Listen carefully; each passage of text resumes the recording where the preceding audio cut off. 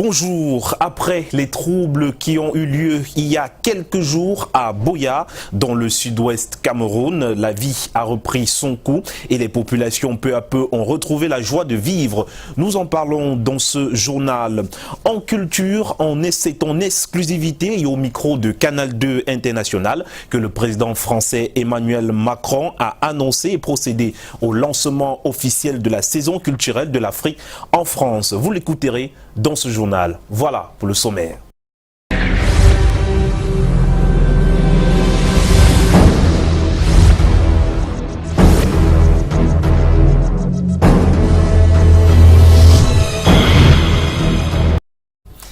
Bonjour et bienvenue à tous au 13h sur Canal 2 International. On ouvre ce journal avec notre chiffre du jour qui est 36 milliards. Ce chiffre représente les 36 milliards de francs CFA supplémentaires que la France met à la disposition du Cameroun dans le cadre du 3e contrat de désendettement, de développement et de développement. Il s'agit là d'une convention de financement signée entre les ministres des Finances et de l'économie et la France, représentée par son ambassadeur au Cameroun, Gilles Thibault, le 27 juin dernier.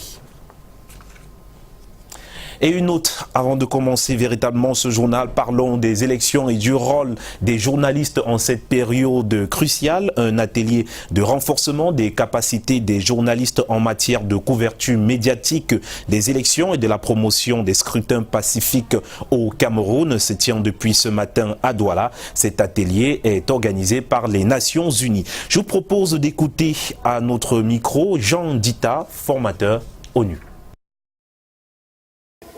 On a vu que pendant les années antérieures, après les élections, il y a toujours tantôt ceux qui refusent les résultats, ceux qui ont dit qu'on a triché, comme on connaît le code, qu'on a bourré l'une, et aussi les journalistes qui, au lieu de reporter les faits qui sont sacrés, deviennent souvent les supporters de candidats X ou Y. Et on se dit, là, il y a un problème de déontologie qui est bien celle-là. Nous, c'est de les faire, de leur rappeler encore de quoi il s'agit. Le métier, il s'agit de quoi? Et après, maintenant, ce qu'il faut pour le reportage. On parle donc de la ville de Buea. Les populations de cette ville retrouvent peu à peu la joie de vivre après une journée de cauchemar sans taxi ni commerce. Les activités ont repris dans les différents secteurs. Voyons tout cela avec Inès Ondombala. Buea a repris son visage habituel. Après une journée d'inertie totale, les populations vaquent à leurs occupations. Les boutiques et autres commerces font recette.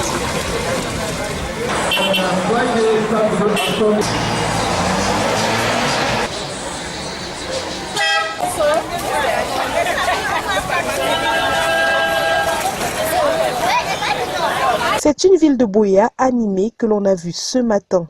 Les populations sont actives dans le chef-lieu de la région du sud-ouest. Les taxis circulent.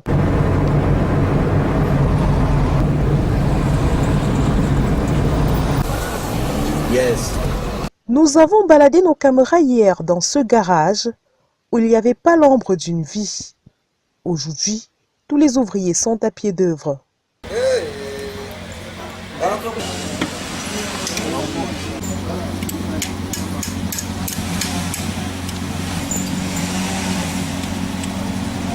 À Mal 17, les agences de voyage offrent leurs services. Dans ce climat de tranquillité, un vent de panique a soufflé un instant à Mal 16.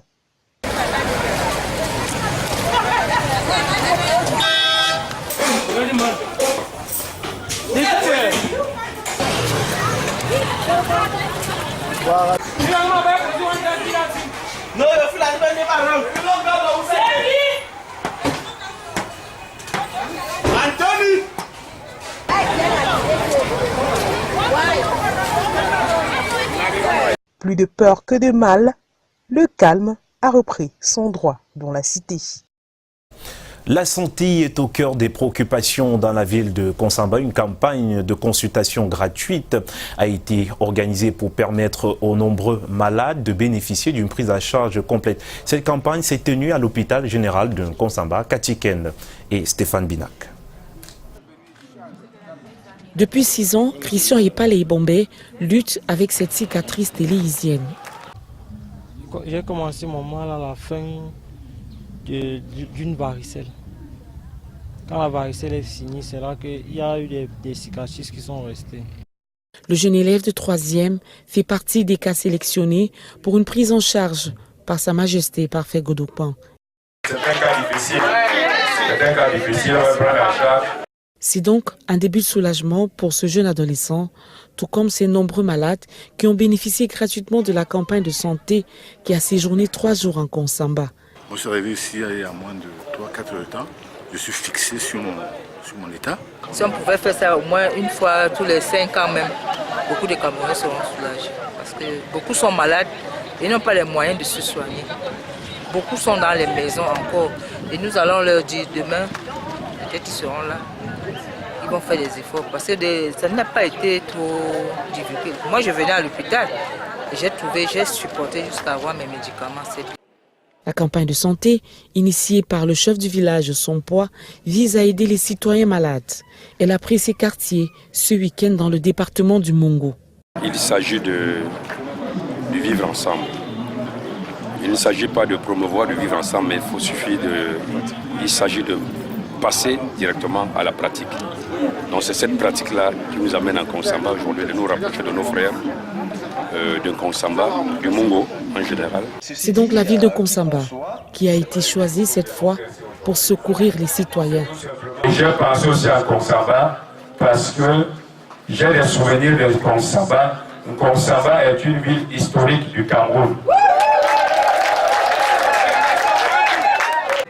Une équipe de médecins, conduite par le docteur Ndongo, a été dépêchée de Yaoundé pour Konsamba pour le traitement des cas les plus simples aux chirurgies légères, tout étant pris en charge. Notre premier objectif est d'améliorer l'accès aux soins. Consultation, soins, traitements, tout était gratuit. La pharmacie de l'hôpital a d'ailleurs été approvisionnée à cet effet. Près de 500 malades ont été consultés. Du bonheur en Konsamba ce week-end pour les malades qui recevaient ainsi leurs médicaments gratuitement. Un véritable soulagement pour ce geste de cœur d'une élite du Nyong-Ikele venue porter secours à ses frères du département du Mongo.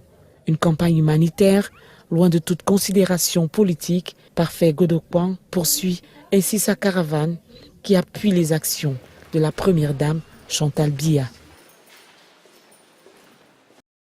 Une note en santé qui nous permettra de poursuivre ce journal du côté de Yaoundé. Installation officielle ce mercredi à Yaoundé par le ministre de la Santé publique André Mamafouda, du directeur général de l'hôpital général de Yaoundé et du nouveau directeur général adjoint, tous nommés lundi dernier par décret du président de la République. Tout de suite, on regagne Yaoundé. Bon après-midi à vous, Delphine Fonkou-Téné.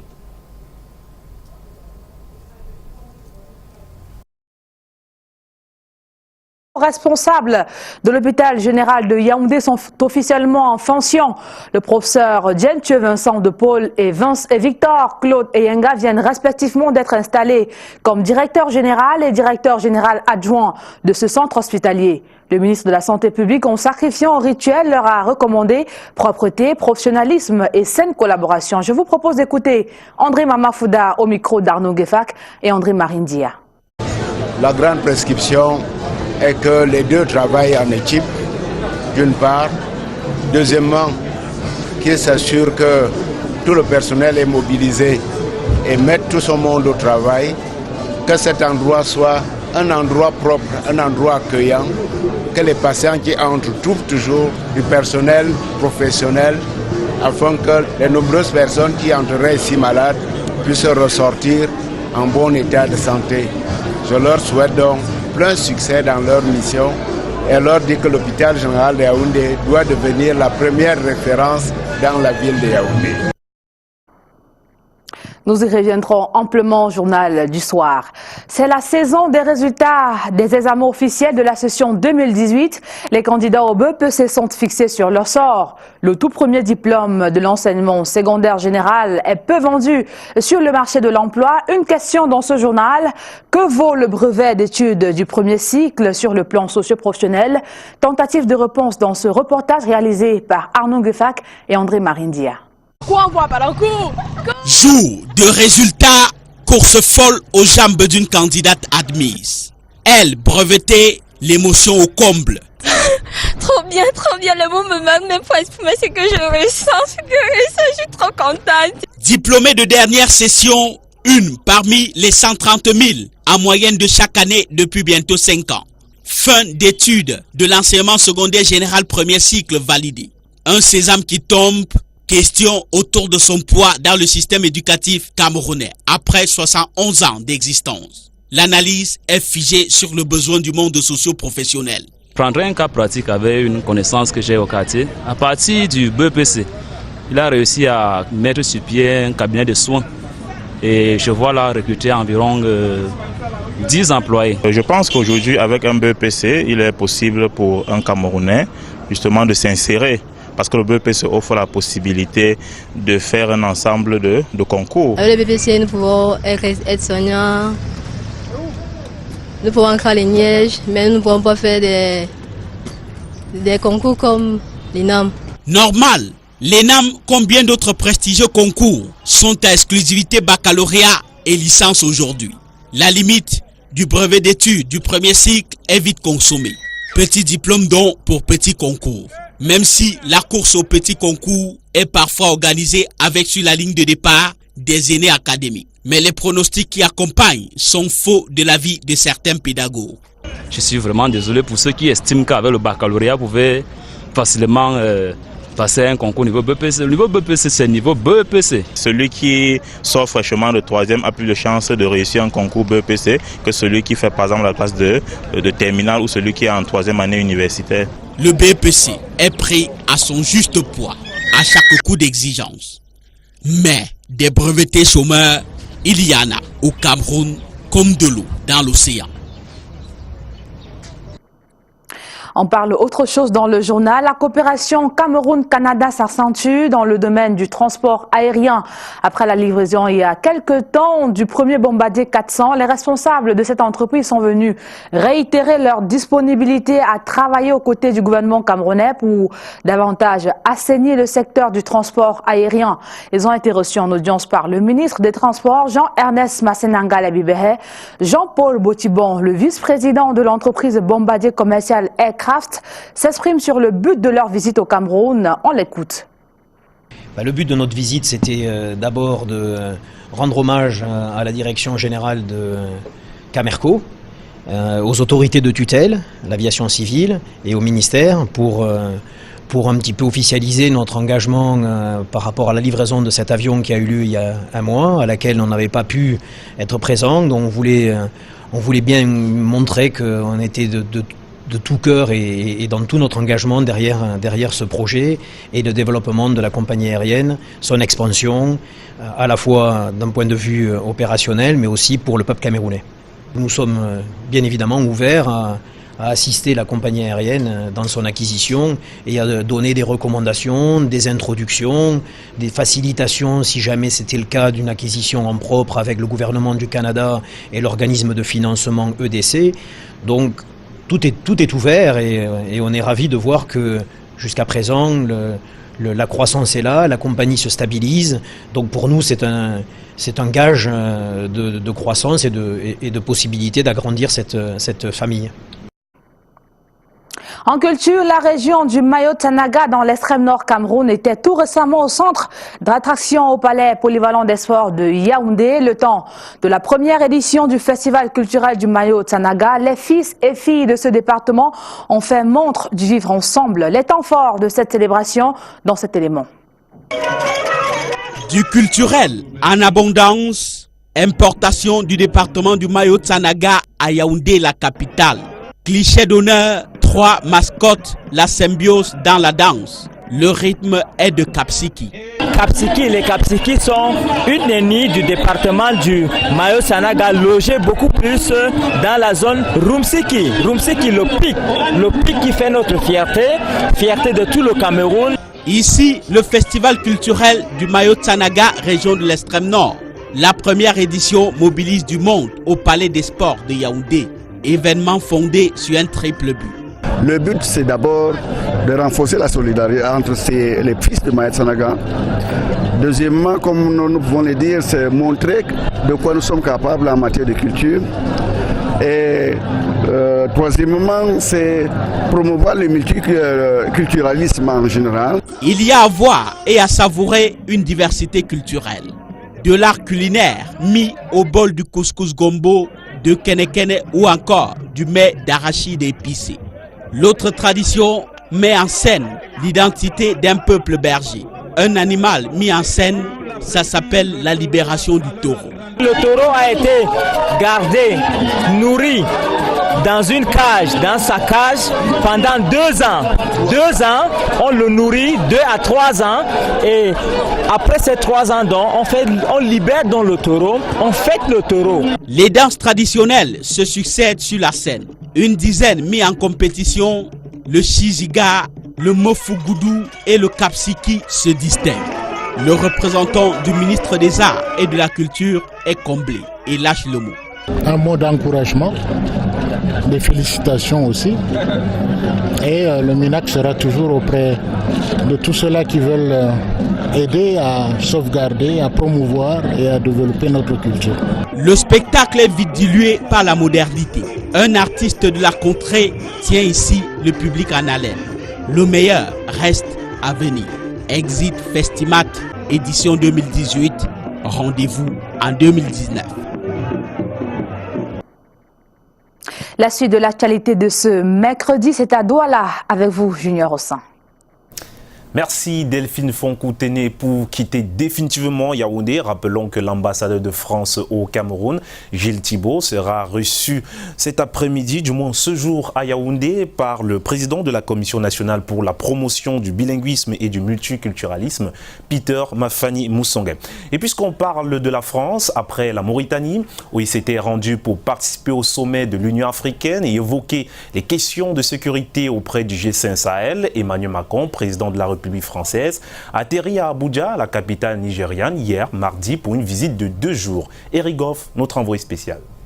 Une visite à même de donner une nouvelle impulsion à la coopération mutuellement avantageuse entre la France et la sous-région en général et le Nigeria et la France en particulier.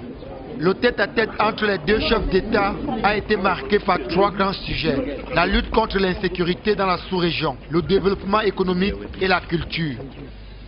Our discussions on one-to-one basis is around security, especially in the Sahel, the economy of the region, and how it can be successfully and politically integrated. Le président Mouari l'a dit, nous avons d'abord parlé évidemment de sécurité et la lutte contre le terrorisme active et courageuse que le Nigeria mène avec ses partenaires du Niger, du Tchad et du Cameroun contre ce fléau. Notre coopération dans ce domaine s'est considérablement renforcée.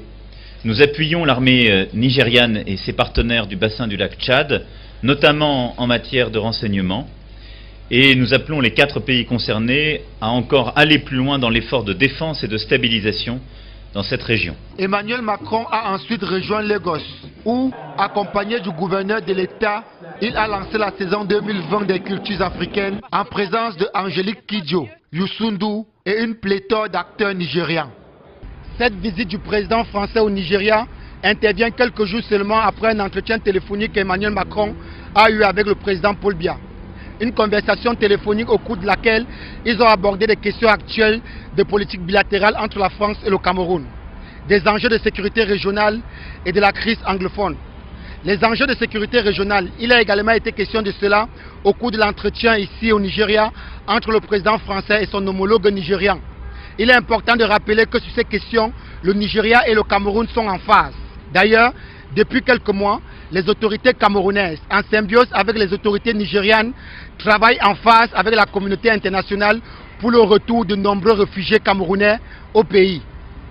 Eric Golf Quatou depuis Lagos pour Canal 2 International. Parlons justement de cette saison culturelle de l'Afrique en France. La politique culturelle de l'Afrique en relation avec la France a aussi été un élément clé pour Emmanuel Macron au cours de sa visite au Nigeria. Le président français s'est exprimé sur le sujet. C'était en exclusivité au micro de Canal 2 International. Écoutons donc Emmanuel Macron qui nous parle de cette saison culturelle de l'Afrique en France en 2020. Je souhaitais d'abord rendre hommage à un lieu emblématique de la culture africaine et d'être au Shrine qui a été le lieu à la fois de Fela et maintenant de ses enfants, et assister à un concert de Femi Kuti avec le gouverneur comme nous étions et quelques autres représentants éminents de la culture africaine. C'était d'abord reconnaître ce lieu et lui rendre hommage. Ensuite, nous avons ici lancé la saison culturelle de l'Afrique en France en 2020. En effet, cette saison des cultures de l'Afrique que nous voulons lancer en France, c'est donner aux Africains, aux Africaines, aux artistes, quels que soient d'ailleurs les arts, le cinéma, les arts visuels, la littérature, la peinture, la mode comme on l'a vu tout à l'heure, le théâtre, tous les arts possibles, de donner aux créateurs contemporains une place, une possibilité d'expliquer ce qu'est leur Afrique et de les mettre au centre de la scène parisienne pendant toute une saison, que dis-je, de la scène française. Nous avons une commissaire, Madame Fall, qui est franco-sénégalaise, qui a une équipe de commissaires africains qui va organiser cette saison culturelle et qui va permettre ainsi à l'art de toute l'Afrique de prendre sa place en France. Et cette saison culturelle pour nous sera l'occasion d'expliquer aussi différemment l'Afrique, de permettre aux artistes africains de dire leur Afrique et non plus de la dire depuis la France. Et cette nouvelle narration, ce nouveau message, ce nouveau regard était très important. La suite dans ce journal, c'est en sport pour parler de la victoire des forces armées et police en volleyball, Coupe du Cameroun. Les FAP, c'est comme ça qu'on le dit, ont conservé leur titre de champion face à l'INVS de Yaoundé. Le compte rendu de cette rencontre avec Aimé Moukoko. Les Spartiates des forces armées et police remportent le remake de la Coupe du Cameroun de volleyball cette année encore. Comme en 2017, le gymnase de l'École nationale des travaux publics a vibré au dernier point gagnant de FAP face à son principal et habituel adversaire, Bafia Volleyball Evolution Messieurs, dans le Golden Set. 15 points à 8. Ils avaient déjà décroché la première manche, 25-21, avant de se faire breaker dans le deuxième et troisième set, 13-25, 25-27. Bafia baisse le régime dans le quatrième set qui leur est décisif. Et Wabo, l'international camerounais et capitaine, très expérimenté de FAP, explose le tableau dans la cinquième et dernière manche pour arracher le trophée. On n'a jamais douté. Au départ, on a été trop confiant, on a négligé l'adversaire. Et puis, on s'est juste rattrapé. Voilà, on a rapporté. Côté dames, bis repetita pour INGS et ses joueuses internationales, 3-7 à 1.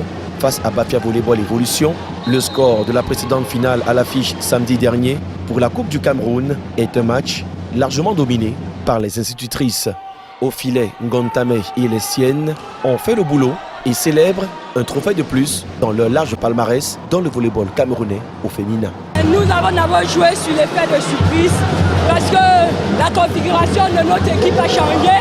C'est pas la même avec laquelle on a joué toute la saison, on a changé et ça a eu un effet de surprise sur l'adversaire.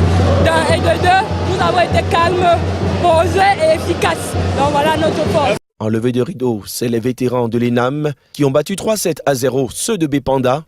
Une apothéose de la Coupe du Cameroun avec de belles finales sous le regard de Pierre-Ismaël Bidonkwat, le ministre des Sports et de l'Éducation physique, aux côtés de prestigieux invités et des acteurs du Bureau fédéral du volleyball sous la houlette de Serge Abouem qui peint l'avenir de nos sélections. Je voudrais dire aux Camerounais que ces enfants vont libérer le Cameroun demain avec la ferme intention de défendre valablement le drapeau national dans 2 mois en Italie et en Bulgarie. Le volleyball au-delà du championnat national en cours et la Coupe du Cameroun qui vient de s'achever prépare ardemment les sorties des équipes nationales, y compris les cadets qui représenteront le vert ou jaune au prochain Jeux d'Afrique de la jeunesse à Alger dans 2 semaines. Voilà qui fait le 13h sur Canal 2 International. Le prochain rendez-vous, c'est demain, quand il sera 13h justement. Au revoir. Canal 2.